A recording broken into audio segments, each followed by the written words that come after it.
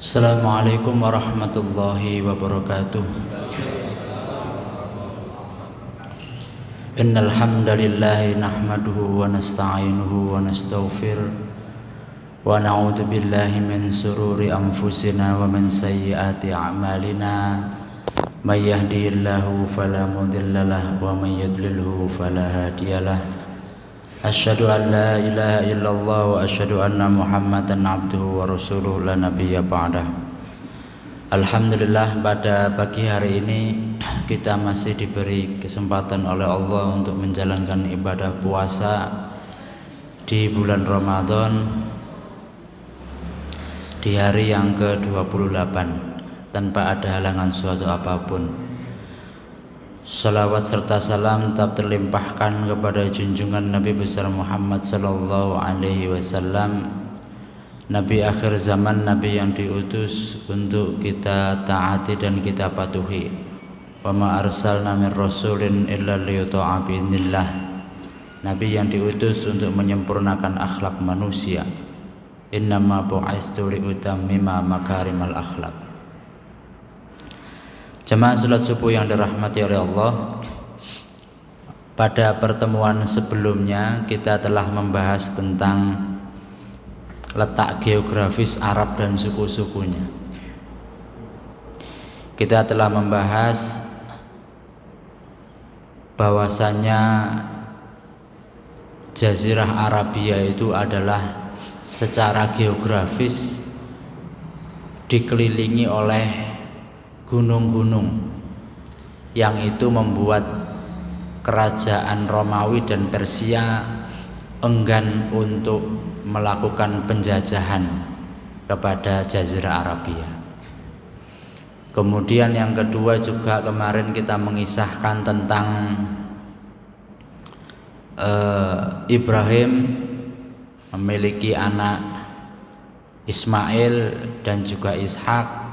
Kemudian beberapa kali Ibrahim melakukan kunjungan kepada Ismail, tetapi 2 kali bertemu dan 2 kali tidak bertemu. Nah, hari ini kita akan membahas pemerintahan dan kekuasaan bangsa Arab. Artinya kerajaan-kerajaan apa, pemerintahan-pemerintahan apa yang ada di bangsa Arab ketika itu sebelum Rasulullah lahir, sebelum Nabi Muhammad lahir. Maka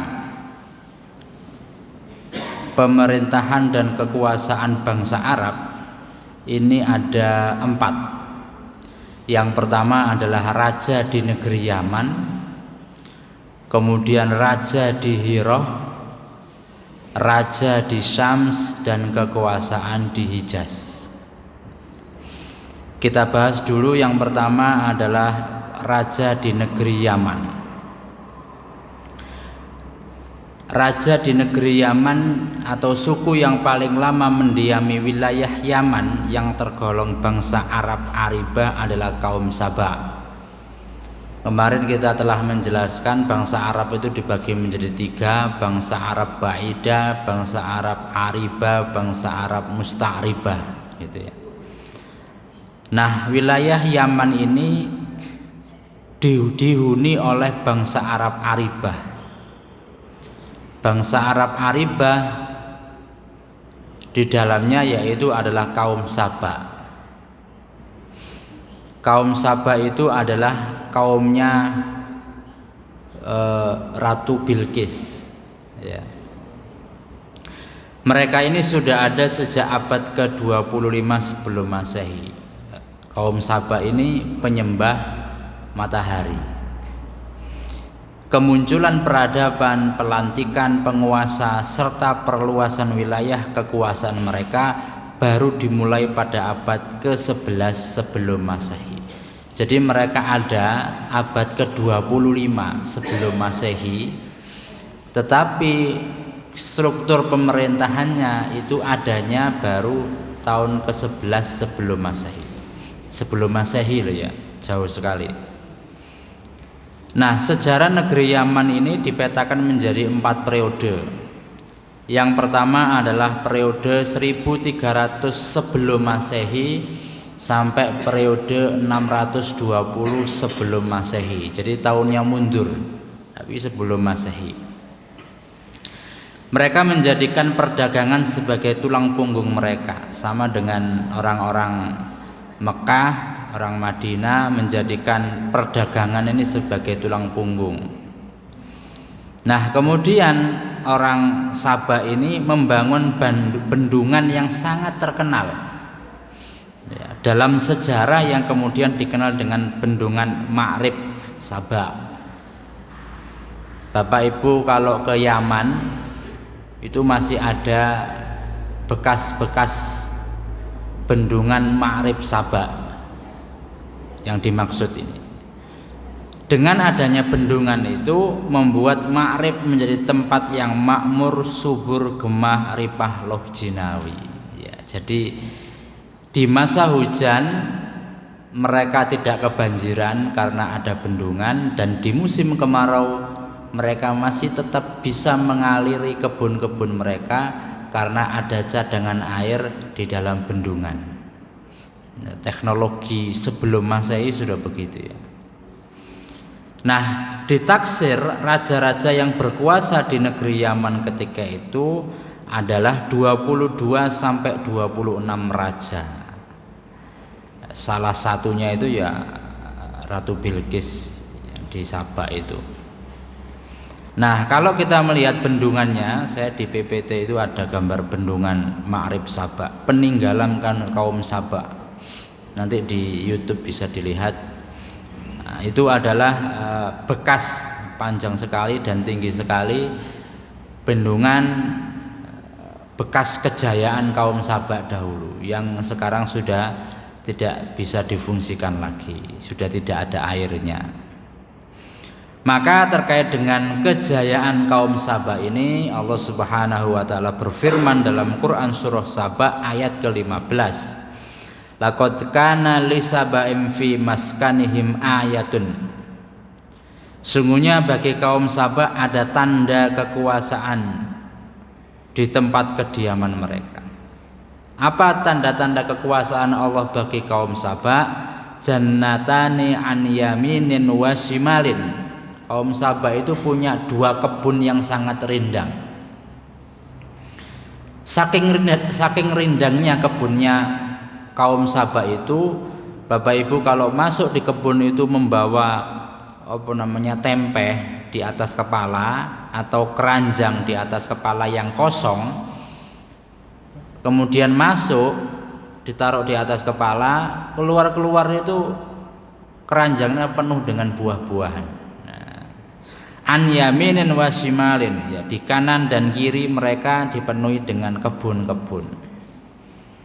Kulu min rizki rabbikum washkurullah, maka makanlah olehmu dari rizki Allah dan bersyukurlah kamu kepadanya. Baldatun thayyibatun wa rabbun ghafur, negeri yang baik adalah negerimu adalah negeri yang baik dan Tuhanmu adalah Tuhan yang Maha Pengampun.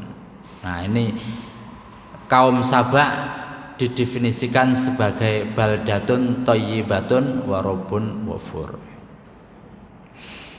Kemudian periode selanjutnya, periode yang ketiga itu 620 sebelum Masehi sampai 115 sebelum Masehi.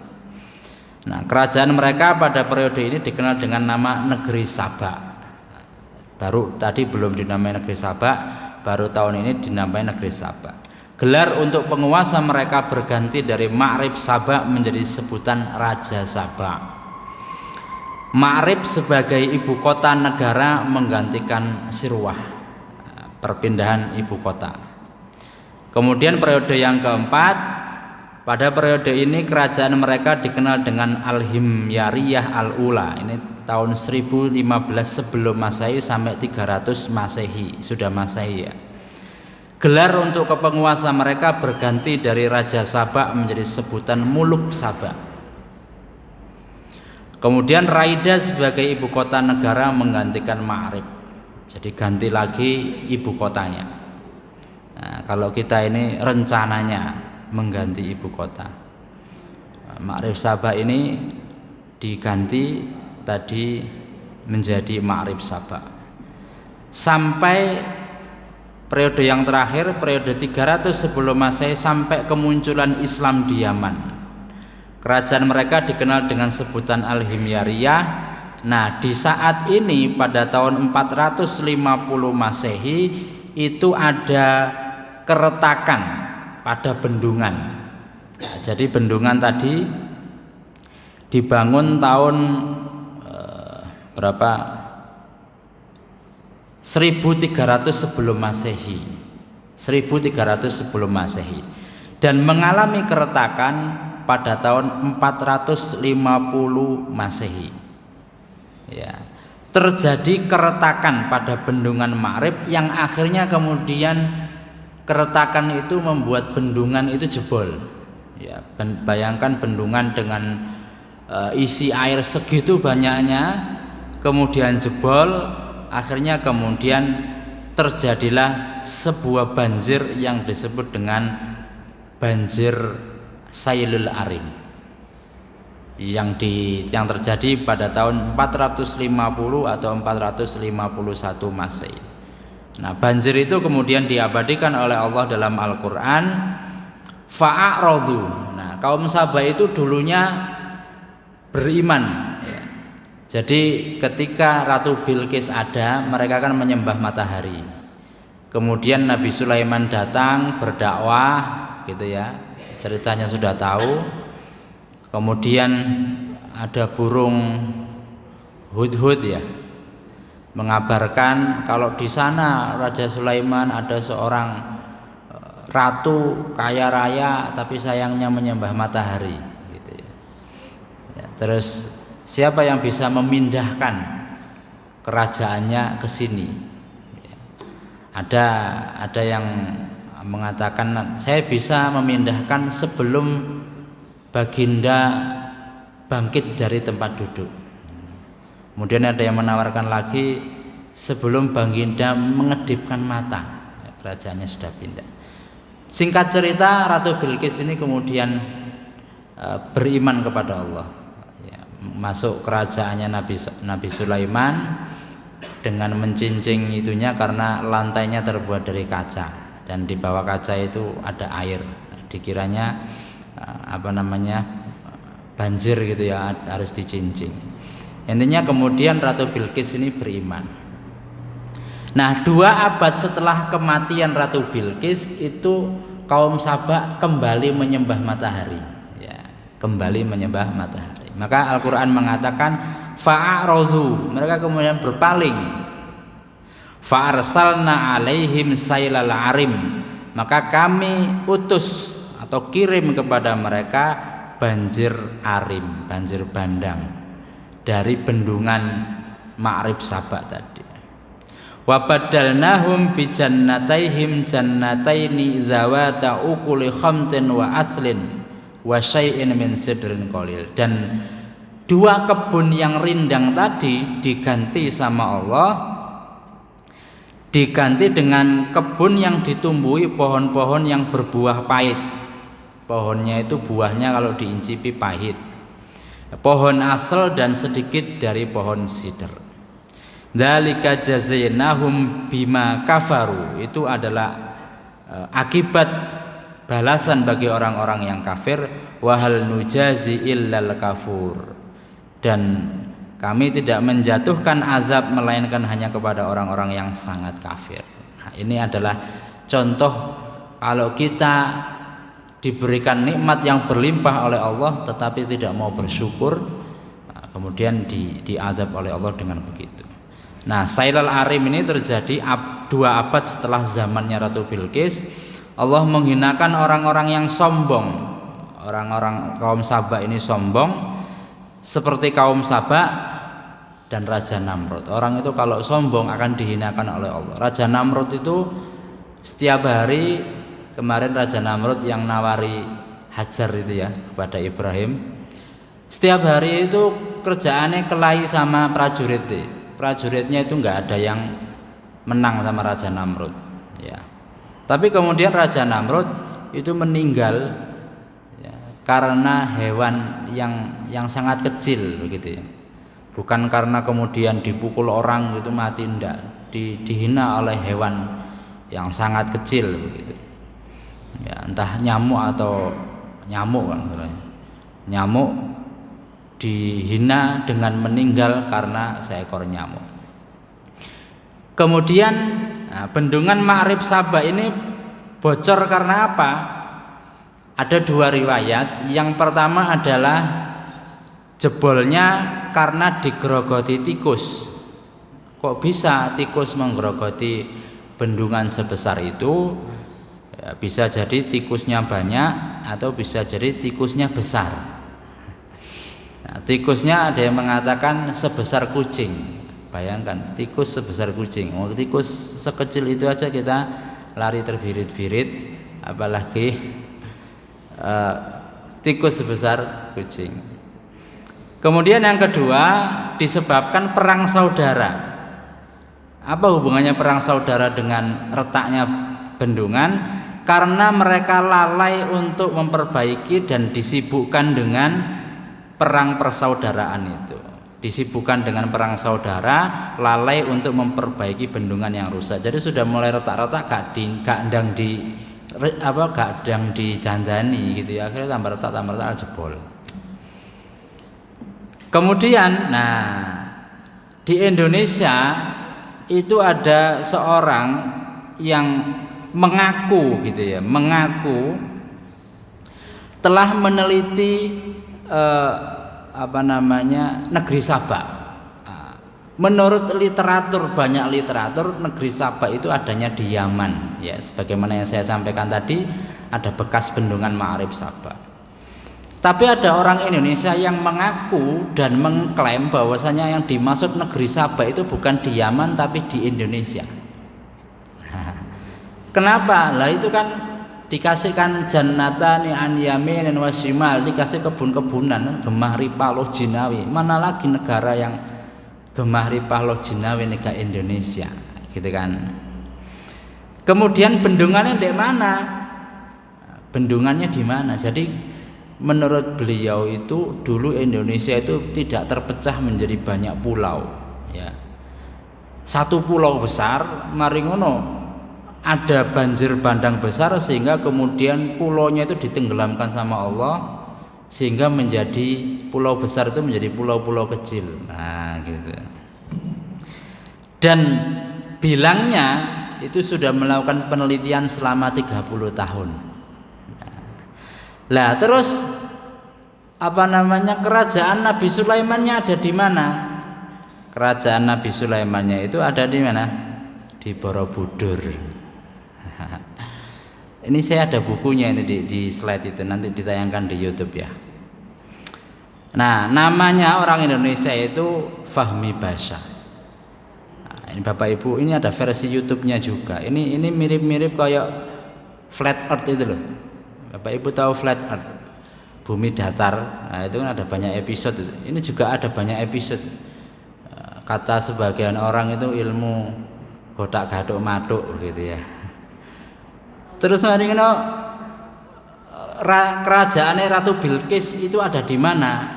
Itu katanya Ratu Boko itu yang di daerah mana begitu. Itu bekas kerajaannya Ratu Bilqis.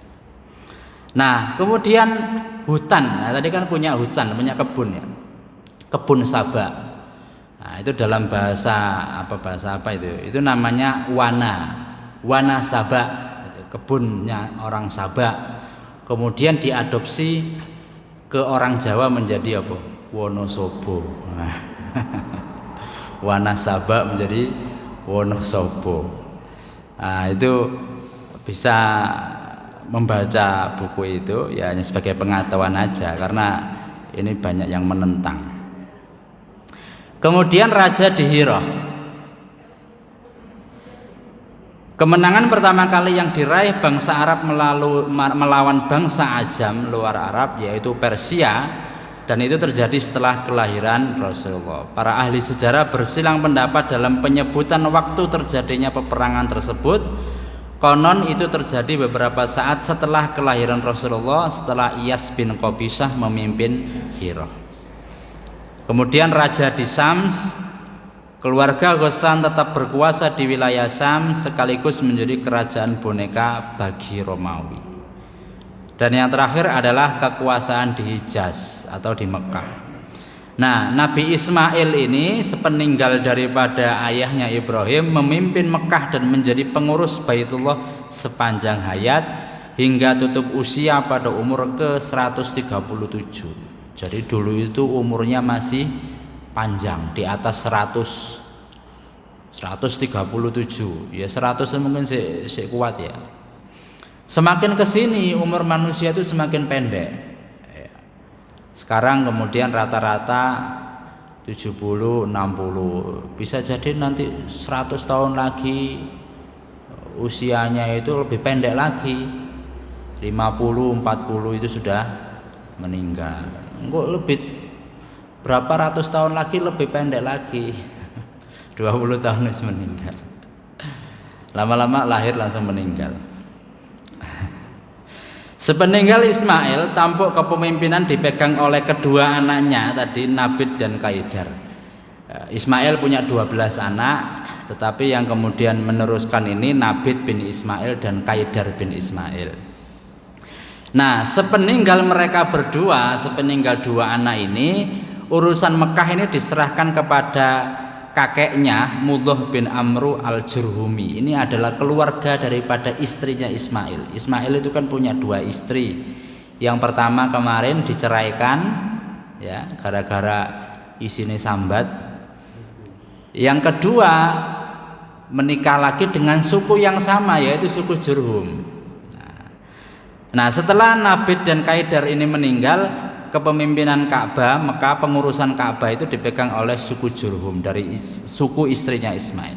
Sejak saat itulah kepemimpinan Mekah berpindah ke suku Jurhum dan mereka berkuasa sangat lama sekali ya. Ismail hidup pada abad ke-20 sebelum Masehi sehingga suku Jurhum mendiami Mekah dan memegang kendali Mekah selama 21 abad. Bayangkan 21 abad, satu abadnya itu 100, berarti berapa itu ya? Pokoknya ya mulai tahun 20 sebelum Masehi, berarti ya sekitar 2100 tahun. 20 sebelum Masehi itu berarti kan 2000 tahun sebelum adanya tahun Masehi. Jadi kalau kita runut kepengurusan Ka'bah itu, yang pertama Ismail 137 tahun, kemudian Nabit dan Qaidar, kemudian suku Jurhum 21 abad, kemudian suku Adnan ini abad kedua Masehi. Jadi suku Jurhum itu 20 sebelum Masehi sampai 1 Masehi gitu. Kemudian suku Adnan itu abad kedua Masehi, suku Khuza'ah 300 tahun, suku Qusay dan Quraisy tahun 440 Masehi ya. Ini Quraisy sudah yang megang, keturunannya nanti dari suku Quraisy ya. Kemudian nanti ke Abdul Muthalib dan seterusnya. Suku Quraisy memberikan wewenang kepada Abdu Manaf untuk mengurus Ka'bah dan Darun Nadwa. Darun Nadwa itu tempat rapatnya orang-orang Quraisy ya kalau ada sesuatu yang penting. Sepeninggal Abdu Manaf ditunjuklah Hasim bin Abdu Manaf untuk mengurus Ka'bah. Sepeninggal Hasim bin Abdu Manaf ditunjuklah Al-Muthalib bin Abdu Manaf. Kemudian sepeninggal Al-Muthalib bin Abdu Manaf ditunjuklah Abdul Muthalib bin Hasim bin Abdu Manaf, kakek Rasulullah. Dan ketika Islam datang, kepengurusan Ka'bah dipegang oleh paman Rasulullah, Abbas bin Abdul Muthalib. Nah, ini jadi Rasulullah memang keturunan daripada orang-orang yang diamanahi untuk mengurus Ka'bah. Bapak Ibu yang dirahmati oleh Allah, itu adalah pemerintah dan kekuasaan bangsa Arab sebelum lahirnya Rasulullah. Insya Allah jika masih ada, jika masih diteruskan, nanti setelah Lebaran kita akan mengkaji agama-agama bangsa Arab. Jadi agama-agama apa yang ada di bangsa Arab sebelum lahirnya Rasulullah, kemudian kepercayaan bangsa Arab ketika itu apa. Jadi salah satunya agama bangsa Arab jahiliyah itu percaya kalau kita mau melakukan sesuatu itu kita mengundi nasib. Misalkan kita mau perjalanan jauh atau misalkan kita mau menikahkan anak kita, itu tidak bisa anggar menikahkan, harus diundi. Jadi busur panah itu dikasih tulisan iya, tidak, sama kosong. Diundi, ditaruh di berhala begitu. Kemudian berhalanya digoyang-goyang, kemudian apa jenenge itu? Busur panahnya itu jatuh, bukan busur panah, anak panah, Anak panahnya jatuh, dilihat tulisannya apa anak panah yang keluar. Kalau misalkan tidak, maka tidak boleh mantu tahun itu, harus tahun depan. Tahun depan diundimun lagi, tidak boleh, ya nggak boleh terus sampai keluar kata boleh, iya. Gitu. Kalau keluar iya, ya boleh mantu tahun itu. Kalau keluar kosong, nah kosong itu berarti Anda kurang beruntung, maka diundi lagi sampai keluar kata iya dan tidak. Nah, gitu. Itu adalah tradisi orang Arab jahiliyah ketika itu, segala macam sesuatu diundi, mengundi nasib ya. Mungkin itu yang bisa saya sampaikan terkait dengan Sirah Nabawiyah yang kedua ini. Kurang lebihnya mohon maaf. Assalamualaikum warahmatullahi wabarakatuh.